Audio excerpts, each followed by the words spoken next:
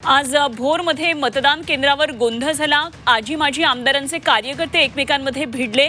यामध्ये शंकर मांडेकर आणि माजी आमदार संग्राम थोपटे यांच्या कार्यकर्त्यांमध्ये वाद झाला आणि कार सोडण्याच्या एका किरकोळ वादातून हा सगळा राडा झाला, हा वाद झाला। मुळशी भोरमधले कार्यकर्ते एकमेकांमध्ये भिडले।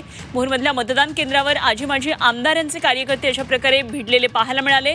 शंकर मांडेकर यांच्या कार्यकर्ते आणि माजी आमदार संग्राम थोपटे यांच्या कार्यकर्त्यांमध्ये हा वाद झाला।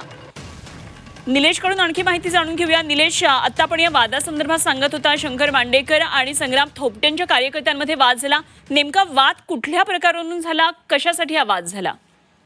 खरं तर शाळा नंबर 2 पुणे भोर नगरपालिकेच्या ज्या ठिकाणी 9 नंबरचं मतदान केंद्र आहे, त्या मतदान केंद्रावर विद्यमान आमदार शंकर मांडेकर यांच्या गाडी आली। मात्र त्यांच्या सोबत अनेक गाड्या होत्या।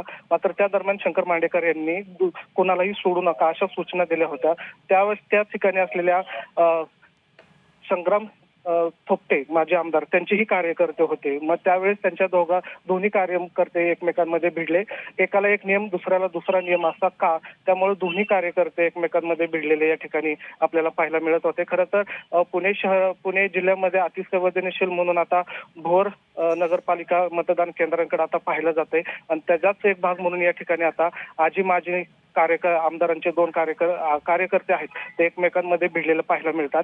या ठिकाणी पोलिसांच्या मध्यस्थीने हा वाद सोडवण्यात आला आणि त्यानंतर जे जमाव मोठ्या प्रमाणात जमला होता त्याला या ठिकाणी पांगवण्यात आलेला आहे। मात्र या ठिकाणी पाहतोय की सकाळपासूनच या ठिकाणी वातावरण जे आहे ते तापलेलं पाहायला मिळतंय। मतदार या ठिकाणी येतात, मात्र या ठिकाणी कार्यकर्त्यांचा मोठ्या प्रमाणात घोळका असल्यामुळे या ठिकाणी वाद होण्याची आणखीन शक्यता आहे। त्यामुळे पोलीस बंदोबस्त आहे तो पण वाढवण्यात आलेला आहे। त्यामुळे भोर नगरपालिका मतदान केंद्रावर विशेष लक्ष ठेवण्यात आलेलं आहे। आजी माजी आमदारांची प्राण प्रतिष्ठा या निवडणुकीला लागली असल्यामुळे प्रत्येक कार्यकर्ते आमदारांची प्रतिष्ठा पणाला लागली आजी माजी आणि त्या निश्चितच एक तणावाचं वातावरण सुद्धा या ठिकाणी दिसतंय। निलेश, जरूर या सर्व घडामोडींवर लक्ष ठेवून राहा, वेळोवेळी आणखी माहिती जाणून घेत राहू। तुर्तास धन्यवाद दिलेल्या माहितीसाठी। निलेश खरमरे आमचे प्रतिनिधी आपल्याबरोबर भोरमधून होते।